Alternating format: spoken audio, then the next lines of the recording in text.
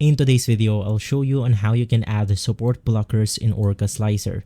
Now, if you're onto this part, it means that you already have your shape designed, and then most likely you have your support enabled automatically.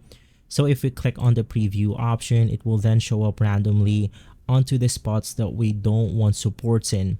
Now, to add your support blocker, it's really easy to do. Just head over to the prepare options once again. In here, make sure that the enable support is checked. For the type, you want to make sure to select the tree or normal manual. Now, both of this option is going to be okay. Just simply click on it, and from there, you want to take a good look of your view model below to manually add your supports and add some blockers. Just simply click on the support painting. Now we have two controls right here. We have the left click and we have the right click. You can also edit out the pen size if you want to. So in my case, I'm going to be adding some supports onto the wings of my shape right here.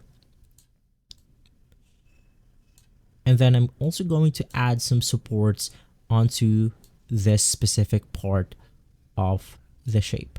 To simply go ahead and add the blockers, you can just press the right click on your mouse.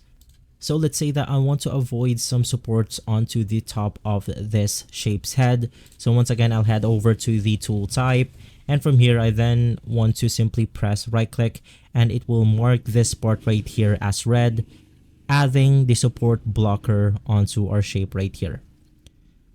From there, just click on the preview button once again, and then it will now add the support blockers and the manual supports that we have added.